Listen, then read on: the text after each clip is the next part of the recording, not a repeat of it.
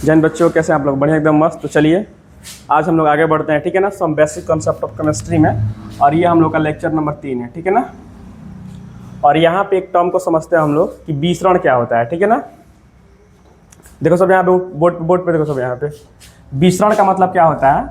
विसरण का मतलब होता है ना कि जो पदार्थ के कण होते हैं, ठीक है, तो पदार्थ के कणों का अपने अधिक से कहाँ जाना, अपने कम की तरफ जाना, ठीक है। जैसे मान लो यहाँ पे क्या है, यहाँ पे पदार्थ के ये कण है बहुत सारे यहाँ पे, ठीक है। यहाँ पे ना पदार्थ के बहुत सारे कण हैं, तो ये कण क्या चाहेंगे? देखो यहाँ पे बहुत भीड़ है, कोई आदमी मेला के अंदर कोई आदमी अगर चला गया है जरा है, तो चाहे कि हम क्या करें, भीड़ से बाहर निकले वहाँ पे, चाहता है ना। उसी तरीके से देखो यहाँ पे मेला लगा हुआ है सुनने। अब मेला में बहुत सारे लोग हैं यहाँ पे, तो ये क्या चाहेंगे कि यहाँ से हम दूर भागें, है सुनने। मतलब उसी तरीके से पदार्थ के कणों में होता है। जब एक जगह पे बहुत सारे क्या हो जाते हैं, कण हो जाते हैं, तो चाहते हैं कि हम क्या करें, यहाँ से दूर भागे जहाँ पे नहीं है, जहाँ पे खाली जगह है, ठीक है। तो अपने क्या होना, पदार्थ के कणों का अपने अधिक से कहाँ जाना, अपने कम के तरफ जाना। जहाँ जहाँ कण नहीं होगा वहाँ पे ये ना फैल जाएगा कण, ठीक है। इसी को हम लोग क्या बोलते हैं, विसरण बोलते हैं, ठीक है। ध्यान में विसरण का मतलब। और देखो अधिक का मतलब क्या, उच्च सांद्रण, ठीक है। इसको हाई कॉन्सेंट्रेशन बोलते हैं कि मतलब ना वहाँ पे ज़्यादा घना है, बुझा रहा है। समझो सब ध्यान से, साथ में ही पढ़ेंगे इस चीज़ को, ठीक है। देखो उच्च सांद्रण का मतलब क्या होता है, अधिक घना, मतलब वहाँ पे ना ज़्यादा है, ज़्यादा भीड़ है वहाँ पे, सुनने। हाई कॉन्सेंट्रेशन इसको बोलते हैं। निम्न सांद्रण का मतलब है कि जहाँ पे खाली है, जहाँ पे कम है, ठीक है। है खाली भी नहीं कह सकते हैं, जहाँ पे कम रहता है उसको हम लोग निम्न सांद्रण बोलते हैं। तो उच्च से कहाँ जाएगा, निम्न की तरफ जाना, क्या कहलाता है, विसरण कहलाता है। सुनो इंग्लिश में इसको क्या बोलते हैं, हाई कॉन्सेंट्रेशन, उच्च सांद्रण को। और जहाँ पे कम होता है उसको क्या बोलते हैं, लो कॉन्सेंट्रेशन। मैंने हाई कॉन्सेंट्रेशन से कहाँ जाता है, लो कॉन्सेंट्रेशन में जाता है चीज़ें, ठीक है क्लियर।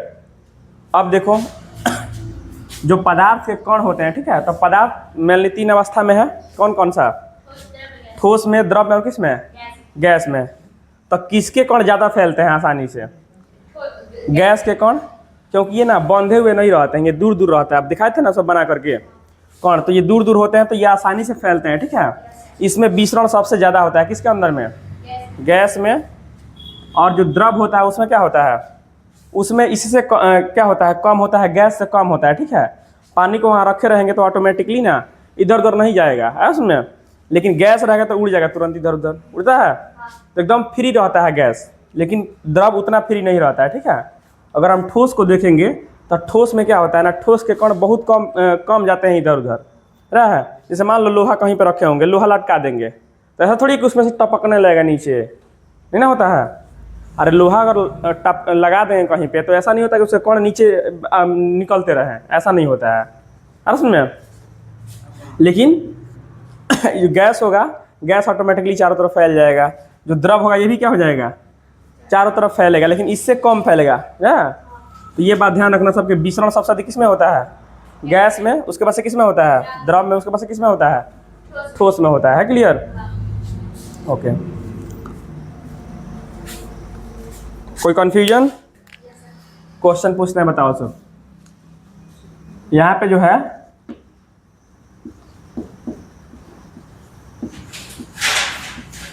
अंतराणविक स्थान, इंटर मोलिक्यूलर स्पेस। अब बताओ सबसे अधिक जो होता है,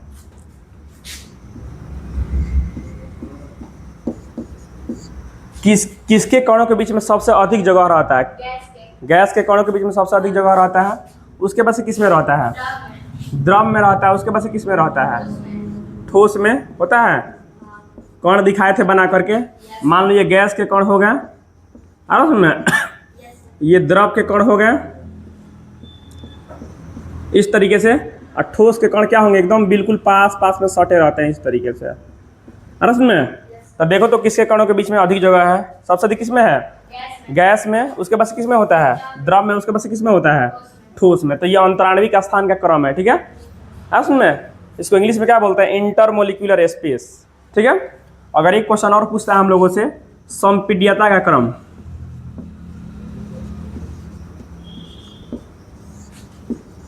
संपीड्यता का क्रम अगर पूछा जाए तो क्या होगा आंसर बताओ। संपीड्यता का मतलब होता है कंप्रेस करना उसको।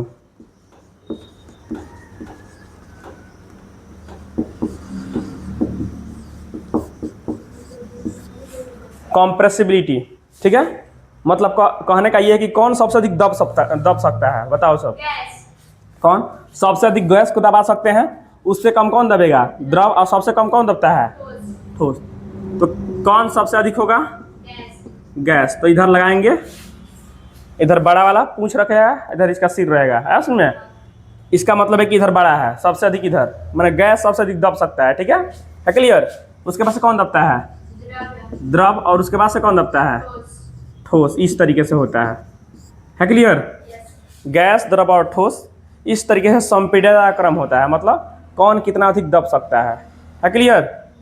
कोई कंफ्यूजन इसमें, कंफ्यूजन है।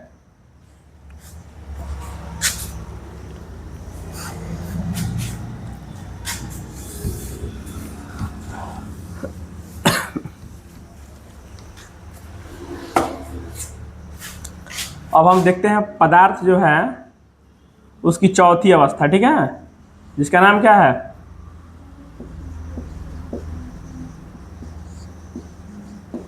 पदार्थ की चौथी अवस्था। ठीक है, नाम क्या है इसका, नाम है इसका प्लाज्मा।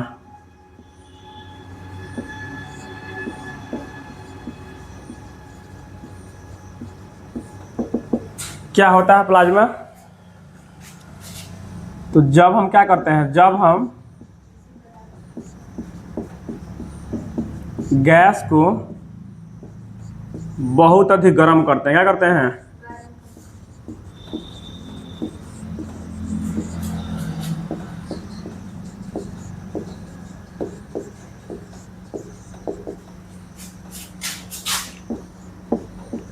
तो